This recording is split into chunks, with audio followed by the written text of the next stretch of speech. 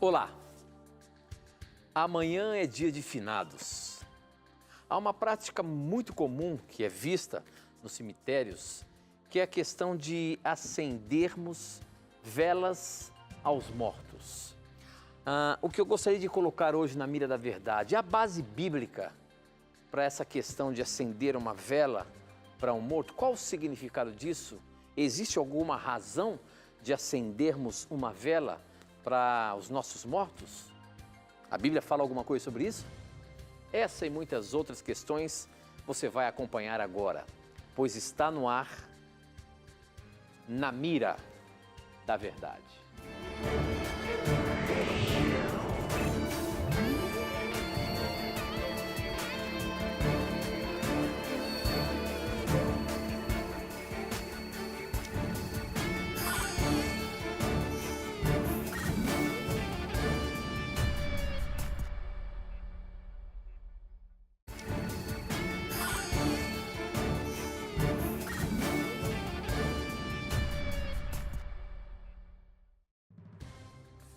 Olá, seja muito bem-vindo. Mais uma vez estamos aqui começando o programa Na Mira da Verdade e você é muito bem-vindo onde quer que você esteja. Talvez você esteja nos assistindo através do nosso Facebook, talvez você esteja nos acompanhando a TV Novo Tempo aí por uma antena parabólica nos lugares mais longínquos desse país. Talvez você esteja nos vendo através das antenas por assinatura. Muito obrigado pelo carinho da sua audiência, obrigado por você já estar aqui com a gente. A gente sempre costuma dizer, né, que na verdade quem é que faz esse programa acontecer são vocês, telespectadores, que mandam as suas perguntas, as suas dúvidas e o programa acontece. É um programa ao vivo que só pode acontecer se você tiver a sua dúvida. Portanto, já estamos conectados aqui, como eu sempre falo, com o Brasil e o mundo, hein? Porque estamos transmitindo pela internet e chega em qualquer lugar deste planeta e também aqui no Brasil pela TV Novo Tempo. E é um prazer muito grande ter a sua sintonia, ter você aqui junto com a gente. Quem está na mira para responder as suas dúvidas, as suas perguntas, baseando-se na palavra de Deus, é o nosso companheiro, professor Leandro Quadros. E aí, professor, tudo bem? Tudo tranquilo e, como sempre, é uma satisfação estar com o nosso telespectador, amigo, que sempre nos acompanha.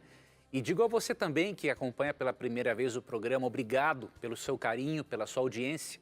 E esperamos que as suas perguntas sejam respondidas a contento. Que a Bíblia fale, não um ser humano, mas que a Bíblia fale ao seu coração e leve a você as respostas, as transformações e o conforto que você precisa. Então, a você que está acompanhando pela primeira vez o programa Na Mira da Verdade, a dinâmica do programa é a seguinte: você faz a sua pergunta, manda para mim aqui a sua pergunta e eu vou formular e colocar o professor na mira. A gente tem que tentar ver se ele não consegue responder. Tentar ver se a gente consegue acertá-lo, alvejá-lo com a questão em pauta. Nunca aconteceu isso, não consegui derrubar o professor ainda, mas onde quer que você esteja, manda sua pergunta para a gente, como por exemplo a pergunta que nós abrimos no programa, o assunto que nós abrimos no programa chegou pelo nosso SMS aqui também. E a gente pegou o contexto da pergunta, quem mandou, deixa eu ver, foi o Jonisley, lá de Colatina, no Espírito Santo. Ele fez a pergunta baseada no dia de finados, que nós estamos ao vivo aqui hoje, é amanhã, dia 2 de novembro, né? Mas a pergunta que a gente colocou aqui na mira da verdade é essa questão dessa prática bastante comum. E você vê, né, nos cemitérios tem até um lugar especial para você acender uma vela ali para os seus mortos, né? E aí a nossa questão aqui é saber qual que é o real sentido disso. Será que a Bíblia orientou-se a fazer esse tipo ter esse tipo de procedimento com os mortos? A questão dos mortos aí, qual é a relação de uma vela com um morto? E essa questão que eu estou colocando você na mira, professor. Existe alguma base bíblica para esse, será que podemos chamar de um ritual, né? Existe, qual o sentido de se colocar, de acender uma vela? Como é que se chegou a essa prática aí no meio cristão? Muitas pessoas sinceras, elas acendem velas aos mortos com a esperança de conseguir uma graça, conseguir uma intercessão junto a Deus, porque elas creem, obviamente, que esta pessoa que está morta, sua alma ou espírito se encontra num lugar intermediário ou no próprio céu. Então, sendo que a Bíblia ensina que a morte é um sono até o dia da ressurreição, quando Cristo voltará, não há base bíblica para acender velas para os mortos, no sentido de pedir a eles uma intercessão ou, de repente, levar uma graça a eles por meio dessa vela. Não, a Bíblia não ensina isso. Os mortos, eles não têm influência alguma no que acontece na nossa vida. De acordo, vamos ver, por exemplo, Eclesiastes capítulo 9, versos 5, 6 e 10, para entendermos o que é a morte segundo a Bíblia. Eclesiastes capítulo 9, versos 5 e 6. Porque os vivos sabem que hão de morrer, mas os mortos não sabem coisa nenhuma. Nem tampouco terão eles recompensa, porque a sua memória jaz no esquecimento. Então o que acontece? O primeiro texto diz que os mortos não sabem coisa nenhuma. Então eles não estão vendo alguém prestar alguma homenagem por meio de velas ou pedir uma graça, na verdade, através de velas acesas, né?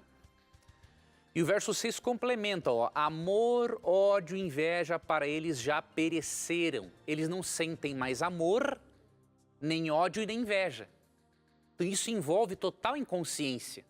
Uma pessoa consciente, ela tem que sentir pelo menos uma dessas coisas, amor, ódio ou inveja, né? Estando ela no céu ou num lugar intermediário, mas a Bíblia diz que ela não sente nada disso. Então é por isso que a Bíblia diversas vezes compara a morte a um sono. Usa a hipérbole do sono para se referir à morte. Tá? O próprio Davi, no Salmo 13, verso 3, ele comparou também a morte a um sono, assim como outros autores, eu vou deixar as referências bíblicas para você conferir. No Salmo 13, 3, Davi disse assim, atenta para mim, responde-me, Senhor Deus meu, ilumina-me os olhos, para que eu não durma o sono da morte. Então, o autor bíblico, o pensamento hebraico, vê a morte como um estado de inconsciência, porque não existe dicotomia ou separação entre corpo e alma no pensamento hebraico. Né? A Bíblia ensina que a natureza humana é holística, ou seja, integral.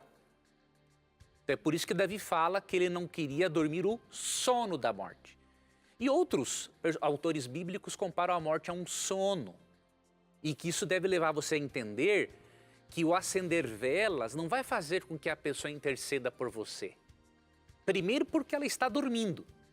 Segundo, porque 1 Timóteo 2,5 diz que Cristo é o único intercessor entre Deus e os homens. E 1 Timóteo 2,6 já dá a resposta do porquê. Porque foi Ele quem se ofereceu em sacrifício por nós. E porque Ele tem dupla natureza. Então, com a sua divindade, Cristo aproxima Deus da humanidade. E com sua humanidade, Cristo aproxima a humanidade de Deus. Então, somente um ser com dupla natureza, ele pode interceder pelo ser humano. E um ser que tenha morrido no lugar do ser humano. Então, os mortos não podem interceder por nós, porque estão inconscientes e porque há um só intercessor.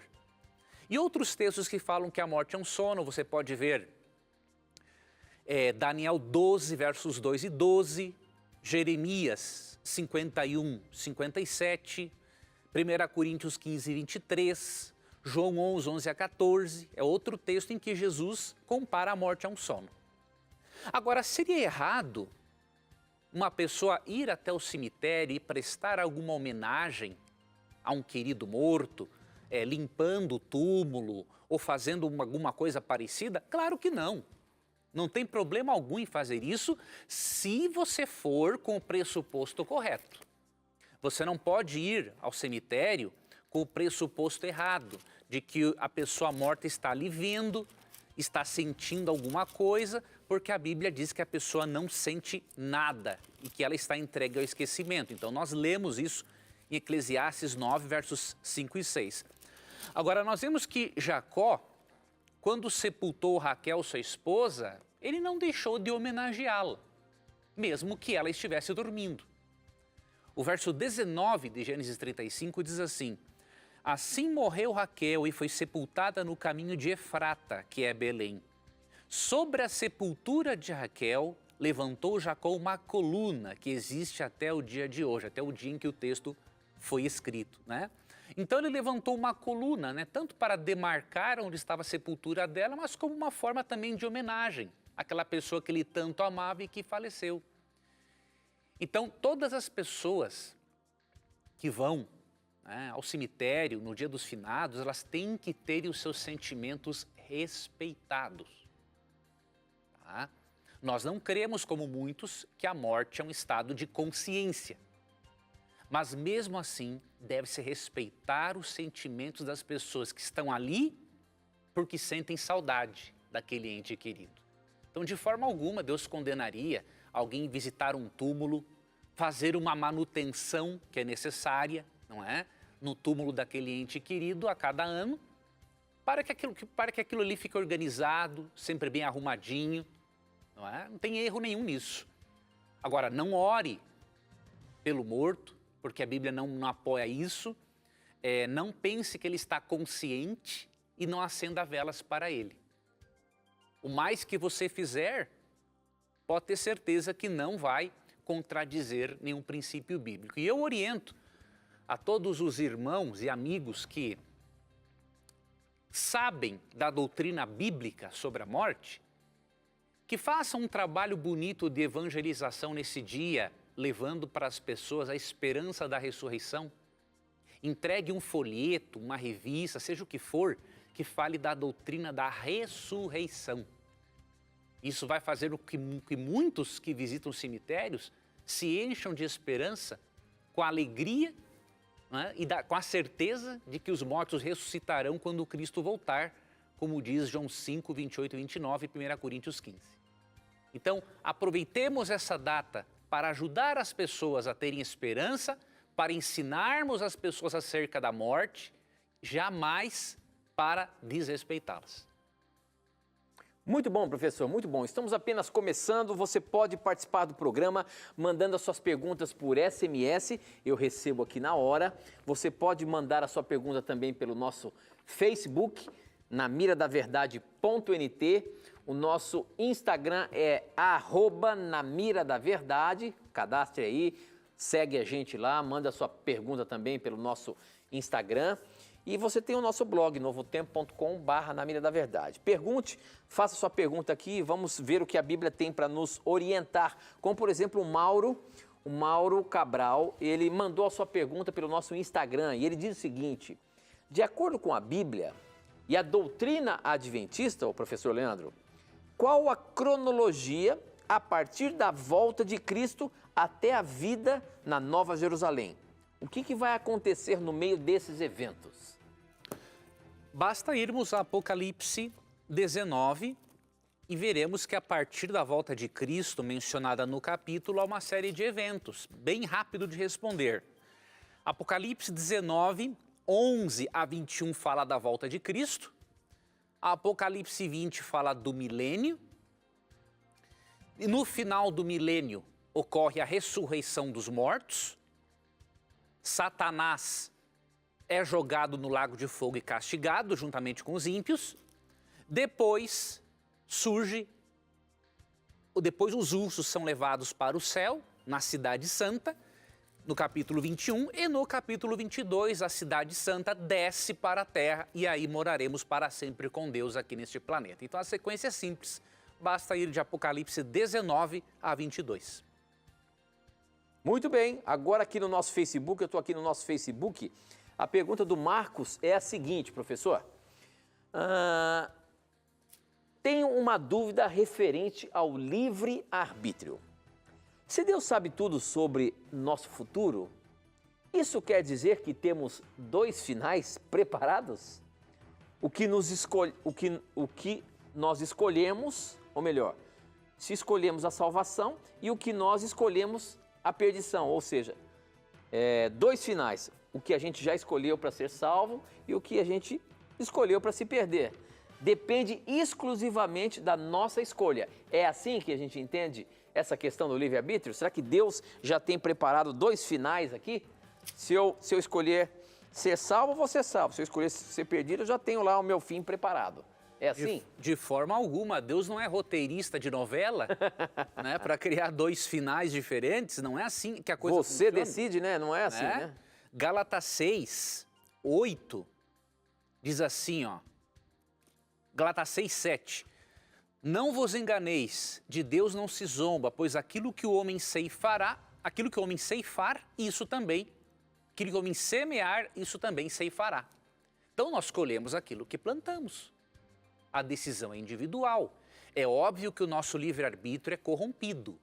Então nós precisamos que Deus direcione esse livre-arbítrio, de acordo com Romanos 2,4. Mas Deus não determina, Ele não escolhe por nós, Ele escolhe conosco o caminho que nós vamos seguir e deixa-nos seguir por este caminho. Outra coisa, você não pode entender a presciência de Deus como uma predestinação. Se você confundir esses conceitos, aí você vai achar que Deus predestinou um destino ou destinos diferentes para que a pessoa possa escolher. Não. A onisciência de Deus não é causativa. O fato de Deus saber o futuro não significa que Ele causou aquilo. Com exceção, obviamente, de profecias, que Deus faz questão de mostrar que Ele tem o controle da história nessas profecias. Agora, em relação a outros aspectos, Deus não predetermina como uma pessoa vai morrer e tudo mais. Imagine Deus predestinando que uma pessoa morra usando crack, ou morra sendo um alcoólatra. Que Deus é esse? Melhor ser ateu do que acreditar num Deus assim.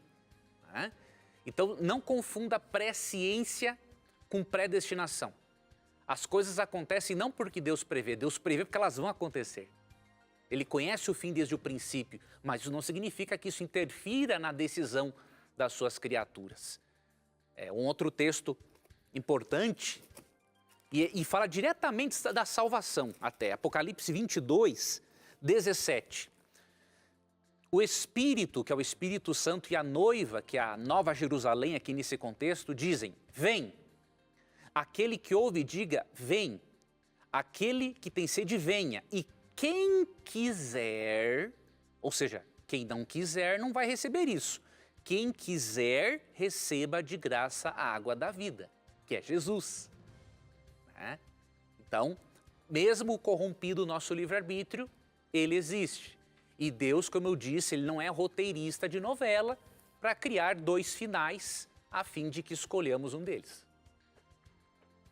Muito bem, professor. Tem uma outra pergunta aqui. Quem mandou foi o Adão Charles, ele é de Brasília. Obrigado pela sua participação, meu irmão.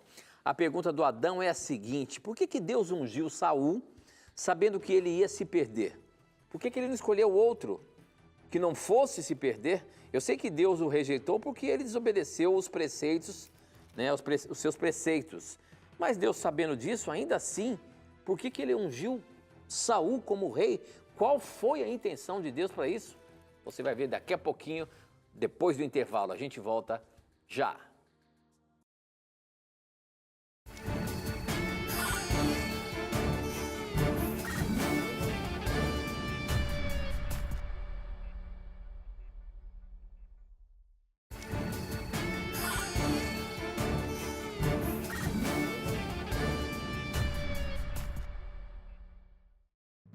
Estamos de volta e a pergunta que ficou em aberto aí do Adão Charles é: por que Deus ungiu Saul sabendo que ele ia se perder?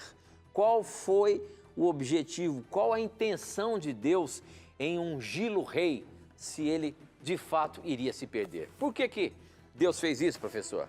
Primeiramente, o fato de Deus ungir Saul, não tem nada a ver com o futuro dele. Deus olhou para Saul e viu que Saul, para aquele momento, era o rei melhor. Agora, no futuro, ele quis se perder. Então, a culpa não é na escolha de Deus, a culpa É no próprio Saul. Lembre-se de Gálatas 6, verso 7. Aquele que o homem planta, ele colhe. Deus não ungiu Saul para ele se perder. Agora, Deus sabia que no final, infelizmente, ele apostataria. Mas Deus também tinha poder para impedir que ele apostatasse se Saul assim quisesse. Porque se Deus soubesse que Saul iria apostatar e não pudesse fazer nada em relação a isso, então Deus é preso à própria onisciência dele. E ele não é onipotente. Entende? E outra coisa, a resposta do porquê da unção de Saul, ela está mesmo em 1 Samuel 8. Foi uma escolha, na verdade a escolha de ter um rei humano foi dos israelitas, não foi de Deus. Deus simplesmente mandou ungir alguém. Mas eles foram os que primeiro reclamaram, diríamos assim, da forma de governo de Deus, que era uma forma de governo teocrática. Deus era o rei sobre eles, né? E os profetas eram os representantes de Deus para instruir o povo. Então você vê aqui em 1 Samuel 8, ó, a partir do verso 4, o seguinte: Então os anciãos, todos de Israel, se congregaram e vieram a Samuel a Ramá e lhe disseram: Vê, estás velho e teus filhos não andam pelos teus caminhos.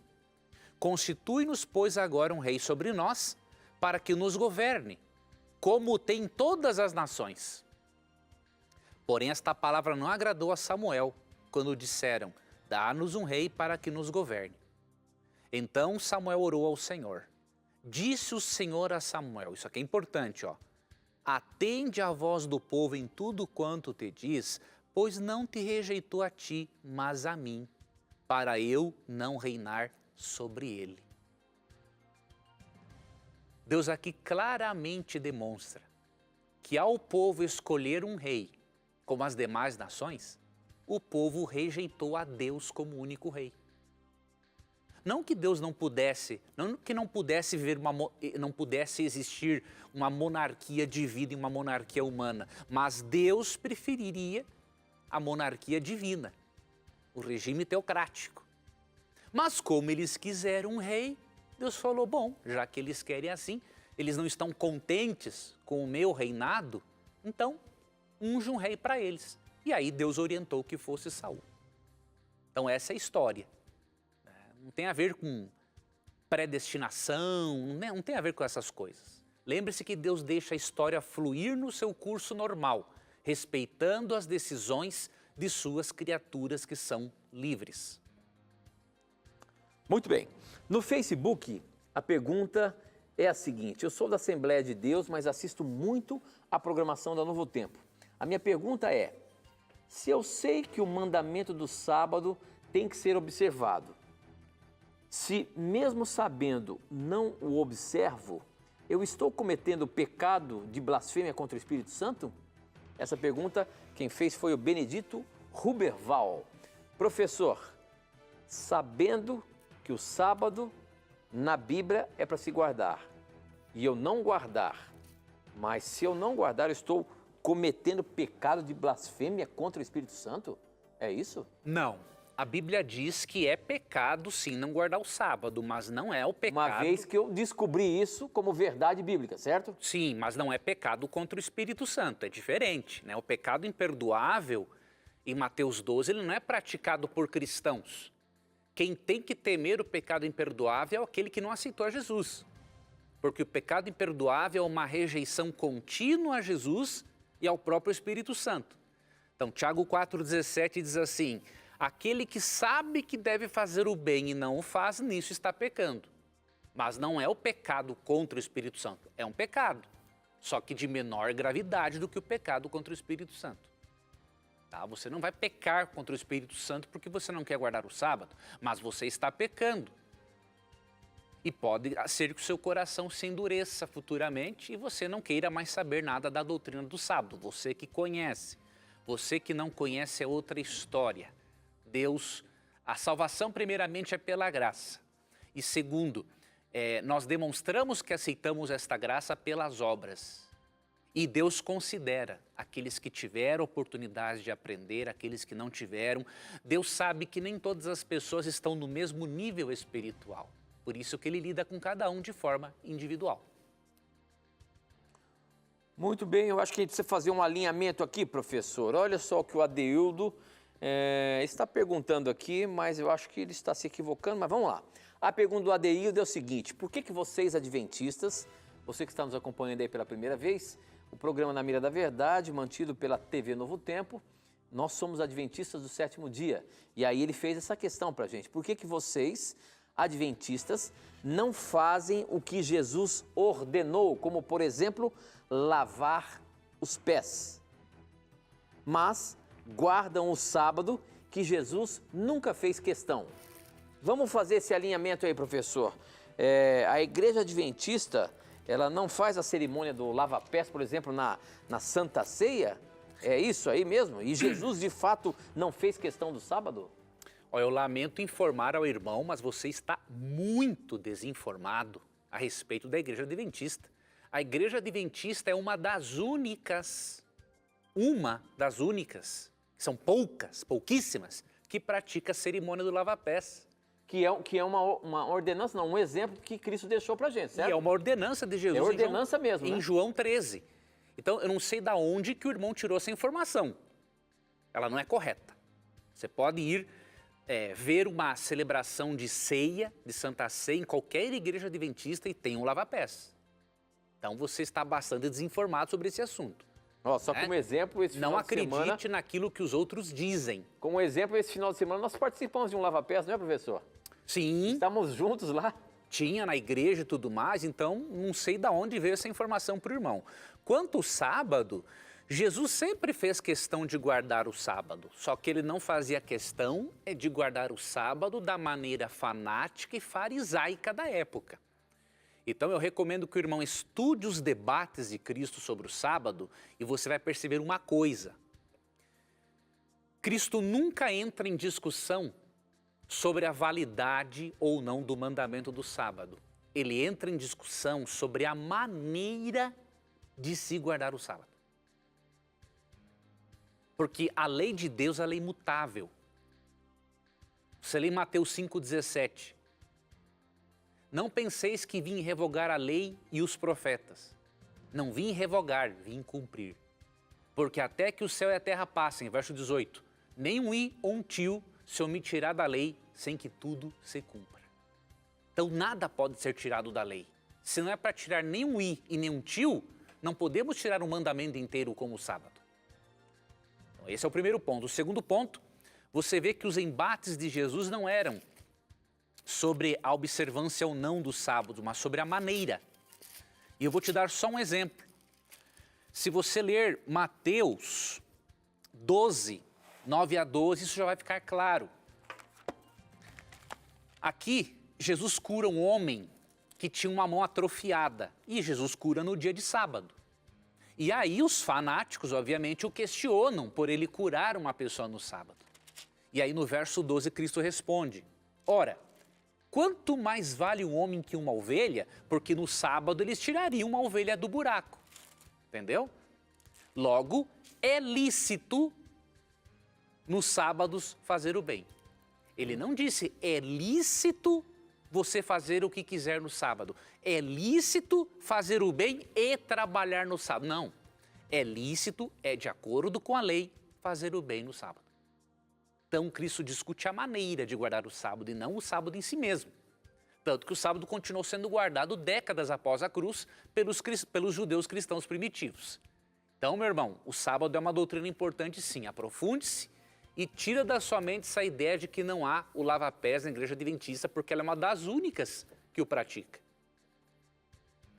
Muito bem, professor, muito bem. Eu tenho uma perguntinha aqui, que chegou aqui mais no SMS também.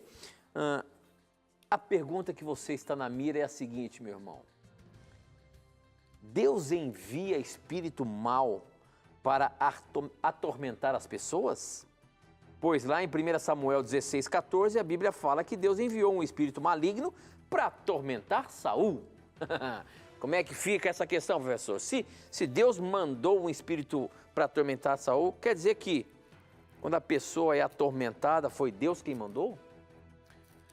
Antes de mostrar a resposta de 1 Samuel 16, 14 e 15, Quero mostrar para você aqui um texto de Tiago 1,13, que diz assim: ninguém ao ser tentado diga, sou tentado por Deus. Veja, não é para dizer isso. Ninguém diga, eu sou tentado por Deus, porque Deus não tenta ninguém, ó. Porque Deus não pode ser tentado pelo mal e Ele mesmo a ninguém tenta. Na Bíblia, o único apresentado como tentador é o diabo. Então aqui é uma advertência de Tiago. Ao ser tentado, não diga que foi Deus quem tentou você. Porque Deus ele não pode ser tentado pelo mal e Ele não tenta as pessoas a fazerem o mal. Agora, como entender então 1 Samuel 16, 14 e 15? Você tem que fazer uma pergunta para o texto.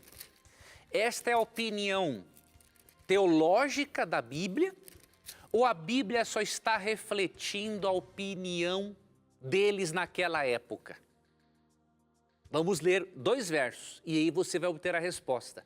Os versos 14 e 15 de 1 Samuel 16. Tendo-se retirado de Saul o Espírito do Senhor, da parte deste, um espírito maligno o atormentava.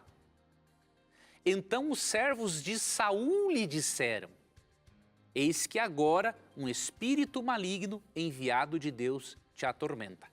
Não é a posição teológica da Bíblia que Deus envia um espírito imundo para atormentar Saul. É a opinião dos servos de Saul a respeito do assunto.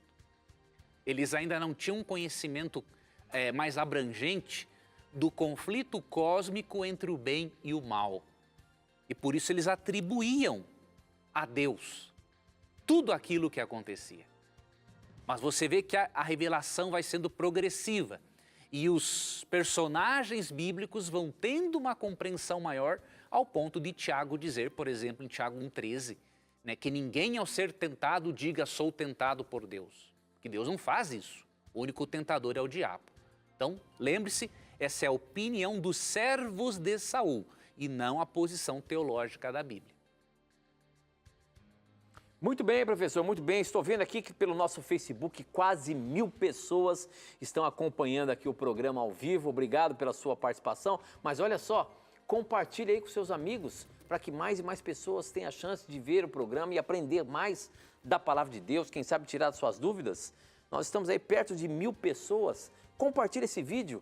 Vai lá, manda para os seus amigos, manda para os seus vizinhos, para que mais e mais pessoas estejam aqui junto com a gente. Vamos ver se a gente ultrapassa aí a casa dos 1000? Quero ver, hein? Participe aí, mande, compartilhe o vídeo do Facebook com seus amigos e participe você também. A pergunta agora do nosso Instagram, quem mandou foi o Davi Júnior. E a pergunta do Davi é o seguinte: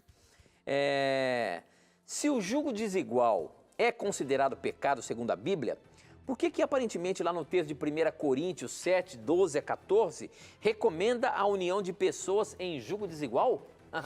Como é que é isso que em 1 Coríntios está recomendando a questão do julgo desigual, professor? Vamos ver o que está escrito aí. 1 Coríntios 7, de 12 a 14.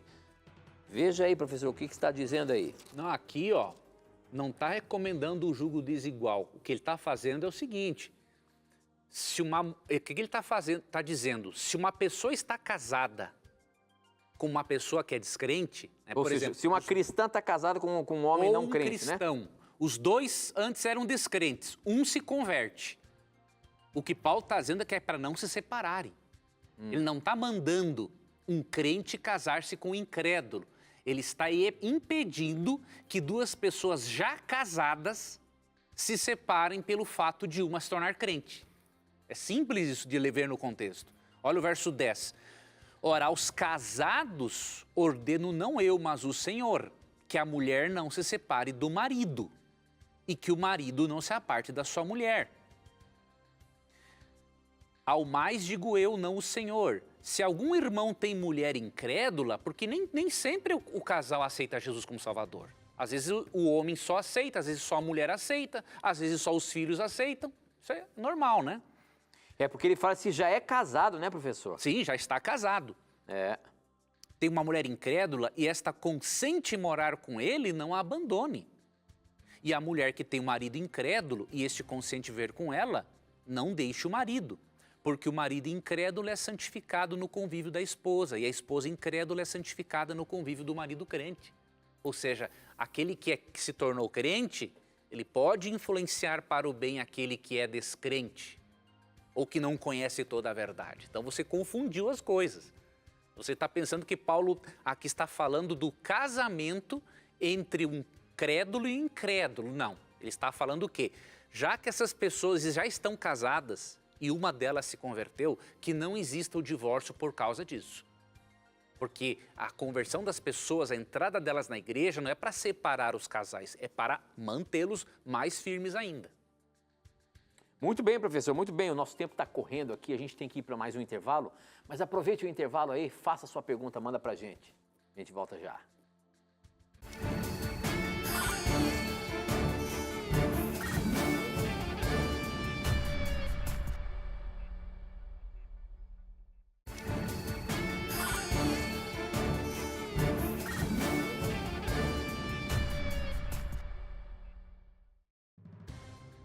Já estamos de volta ao vivo aqui e você pode mandar as suas perguntas pelo nosso SMS, o número é 12 981510101, ou pelo nosso Facebook, namiradaverdade.nt, Instagram, @namiradaverdade e ainda o nosso blog, novotempo.com/namiradaverdade, hein? Faça sua pergunta, manda pra gente aqui.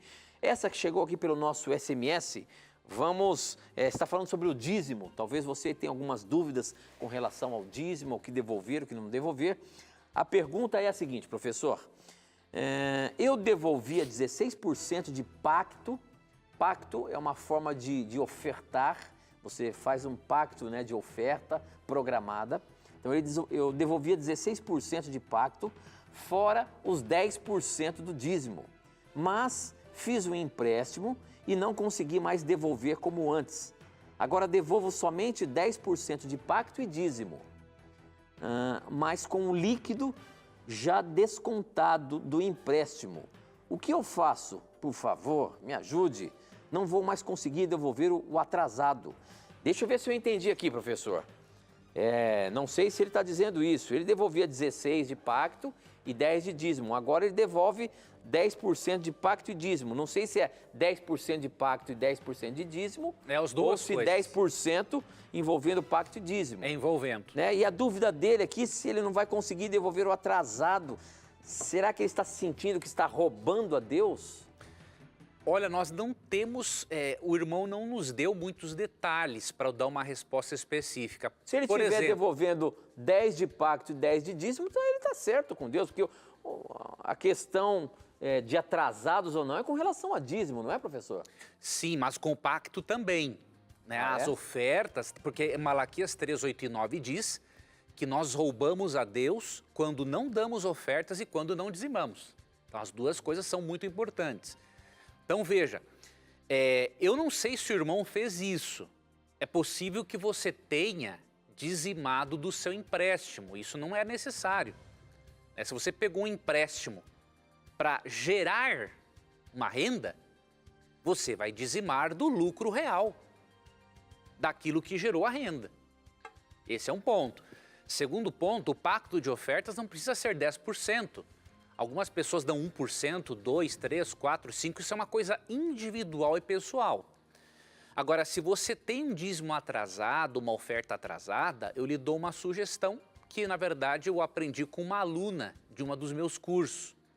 Ela disse o seguinte: eu fiquei muito tempo sem dizimar e agora, ao invés de dizimar 10%, por 2 anos eu vou dar de dízimo, diríamos assim, 11%, porque aí eu consigo recuperar o atrasado que eu não dizimei ao Senhor.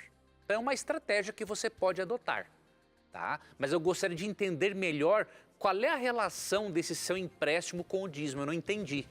Então, se você quiser mandar mais informações para nós o ajudarmos, estaremos à tua disposição. Muito bem. Bom, como você sabe, você pode mandar a sua pergunta para a gente através de um vídeo também, né? Nós temos um WhatsApp específico para isso. Nosso WhatsApp, o número é 12 98283 0099. Você grava um vídeo, você fazendo a sua pergunta e manda para a gente aqui. Nós temos uma pergunta que chegou para a gente hoje, é do Daniel. Vamos ver o que ele perguntou. Boa noite, Tito. Boa noite, Leandro. Me chamo Daniel. Sou do Rio Grande do Norte, sou evangélico. e gosto muito do programa de vocês. A minha dúvida é com respeito à missão dos 70, que algumas versões dizem que foi 70 e outras versões dizem que foram 72. Eu gostaria de que vocês me explicassem melhor se foi 70 ou 72. Daniel, obrigado por você acompanhar o nosso programa. Aqui em Lucas 10, verso 1, na Almeida, Revista Atualizada, diz assim: depois disso o Senhor designou outros 70 e os enviou de 2 em 2 para que o precedesse em cada cidade e lugar aonde ele estava para ir. Então, era uma missão especial que essas pessoas tinham de preceder a Cristo antes dele chegar numa cidade. Mas algumas traduções não apresentam o número, 70, como na Almeida Atualizada, apresenta 72. E por que isso ocorre? Nós não temos mais os originais da Bíblia. O que nós temos são cópias bem antigas e um número de cópias muito significativo dos escritos bíblicos. O que acontece? Algumas cópias, alguns manuscritos apresentam aqui em Lucas 10, 1, 70 e outros apresentam 72. Então é impossível nós termos certeza de quantos discípulos Cristo enviou ali, se foram 70 ou foram 72. Porque alguns manuscritos foram copiados de uma forma diferente. Pode ter sido um erro do copista, mas não temos como saber qual copista cometeu aquele pequeno errinho, entendeu? Não é um erro de Deus na Bíblia, é um errinho humano, uma coisa simples, que em nada afeta a mensagem bíblica. Então não temos realmente como ter certeza qual tradução bíblica é correta, porque cada tradução se baseia em manuscritos diferentes. E alguns dizem 70, outros dizem 72. Muito bem, eu estou com uma pergunta aqui do nosso blog. Deixa eu pegar ela aqui. Está aqui, ó. O Denilson pergunta o seguinte. Ele é lá de Fortaleza, no Ceará. Obrigado pela sua participação, meu irmão. Ele diz: congrego na Igreja Adventista, Conjunto Ceará. O meu questionamento é: se Jesus ao tocar um leproso, tocar em mortos, ser tocado por uma mulher com fluxo de sangue, ele ficou impuro? Creio que não, mas não sei o porquê. Poderia me explicar? Existiam as leis dessa questão de se tocasse num leproso, estava impuro, nos mortos, aquela coisa toda. E nesse caso aí, Jesus, que fez tudo isso, ele não ficou impuro? A resposta é simples. Quando Deus dizia que alguém ficava impuro, era uma forma de Deus dizer que a pessoa estava cerimonialmente impura. E por quê? Cerimonialmente? Cerimonialmente impura. E por quê? Por causa do risco de contágio, tá? Então, não se permitia tocar um cadáver, estar muito próximo à mulher quando ela estivesse no período menstrual, porque eles viviam no deserto. O risco de contágio era muito grande porque eles não tinham sempre também água potável. Jesus não tinha problemas com contaminação alguma. Jesus jamais pegaria uma doença, uma lepra, porque ele é divino humano. Então Cristo é a fonte de vida. Ele não se tornou impuro, ele não transgrediu nada. A orientação foi dada a seres humanos israelitas que viviam num contexto de deserto. Essas orientações não foram dadas para Cristo, que é um ser divino humano, que é a fonte de vida e a fonte de toda a cura. Muito bem, agora me diga uma coisa, professor Leandro Quadros. Existe pecado maior e pecado menor? Por exemplo, o pecado do adultério e o pecado de fornicação, aos olhos de Deus, são iguais ou totalmente diferentes? Deus não considera todos os pecados iguais. Isso aí a Bíblia não deixa dúvidas para nós. Agora, óbvio, a Bíblia não diz: esse pecado eu considero mais grave, esse menos, esse eu considero 90%, esse 80%, esse 70%, 60%. Não, a Bíblia não fala sobre isso. Então nós não podemos aventurarmos em dizer, tal pecado é mais grave do que outro. Existem sim pecados mais graves do que outros. Porque Jesus, por exemplo, mostrou que haverão diferentes graus de castigo. para diferentes tipos de pecado. Se todos os pecados fossem iguais, o mesmo grau de castigo seria aplicado a todo mundo. Mas não vai ser assim. Mateus 11, a partir do verso 20. Passou então Jesus a increpar as cidades nas quais ele operara numerosos milagres, pelo fato de não se terem arrependido. Ai de ti, Corazim, ai de ti, Betsaida, porque se em Tiro e em Sidom se tivessem operado milagres que em vós se fizeram, há muito que elas se teriam arrependido com pano de saco e cinza. E contudo vos digo, no dia do juízo haverá menos rigor para Tiro e Sidom do que para vós outras. Quando Cristo diz que para algumas cidades haveria menos rigor no juízo do que para outras, ele está dizendo que existe pecados mais graves do que outros. E aqui o pecado mais grave de todos era o quê? Rejeitar a Jesus Cristo. Então existem sim diferenças de pecado.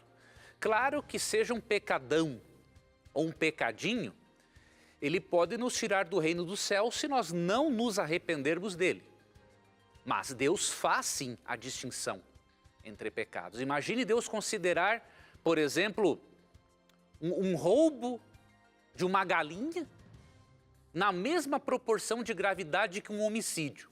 Absurdo, né? Uma total disparidade em relação à justiça, tá? Então Deus faz sim diferença e nós podemos fazer algumas análises, mas não definir. Não podemos pegar uma lista de pecados e dar agora por nossa própria conta dizer assim, ó, isso é mais grave, isso é menos e por aí vai. Mas que Deus faz a diferença, não há dúvida alguma.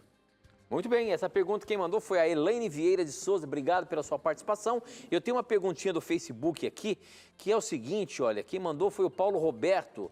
E o Paulo Roberto, ele diz, ele e a Fátima assistem um programa, obrigado pela sua audiência. Eles são do Rio de Janeiro. Eles gostariam de saber se existiu dragão, pois ele leu lá em Jó 41 e na opinião dele, ou na conclusão dele, é que realmente existiu dragão. Então quando fala do Leviatã ali, pela forma como é descrita em Jó, né, chega um momento que ele fala, será que você quer criar esse bicho como se fosse uma ave?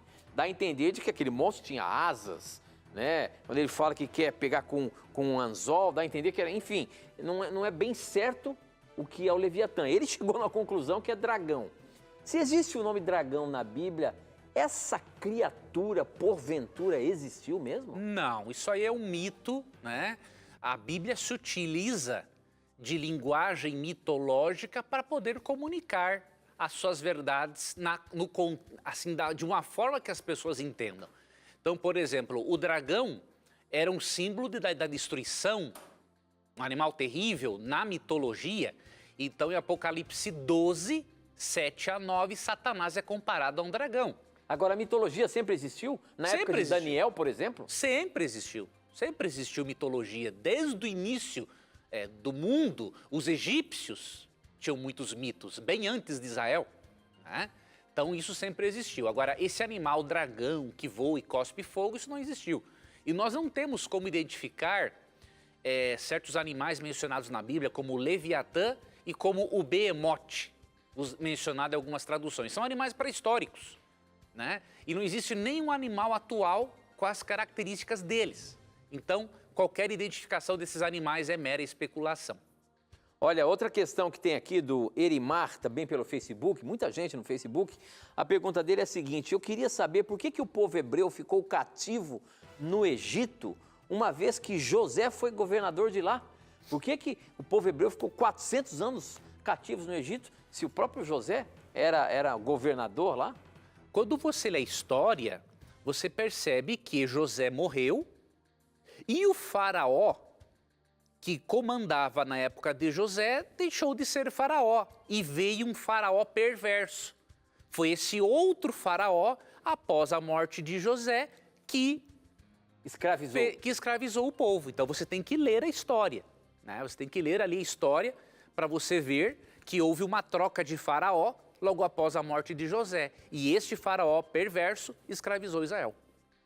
Ok, professor. Olha, não temos mais tempo de colocar perguntas aqui, mas mais uma vez eu quero te agradecer imensamente aí por você estar sempre pronto para responder as nossas dúvidas aqui, né? E a você que acompanha a gente, obrigado por você ter feito esse programa acontecer aqui, mandando as suas perguntas. Nós temos aqui centenas de perguntas que chegam a cada programa, hoje não foi diferente.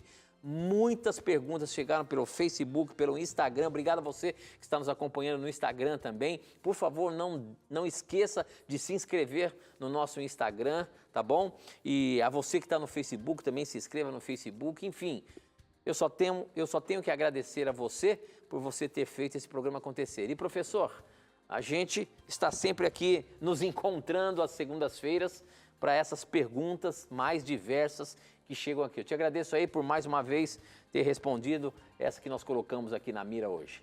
Obrigado, Tito, pela companhia. Obrigado por também ser o intermediário, né, entre o telespectador e a Bíblia. E eu digo a você, telespectador, que sempre que você tiver a coragem de perguntar, a Bíblia terá a coragem de lhe responder. Muito bem, eu queria lembrar a você também que no NT Play você pode ver todo o conteúdo da TV Novo Tempo. Agora, o NT Play também lançou outras categorias aí que você pode apreciar e curtir bastante. ntplay.com, você pode entrar lá, ver conteúdo da gravadora Novo Tempo, os programas que você gosta, enfim, tem uma quantidade de coisas para você ver lá no nosso NT Play, tá bom? Então não deixa de visitar não. Você já sabe aqui nesse momento, nesse programa, quando você coloca as suas perguntas e as suas dúvidas, elas estão na mira da verdade. Até o nosso próximo encontro, hein? Tchau!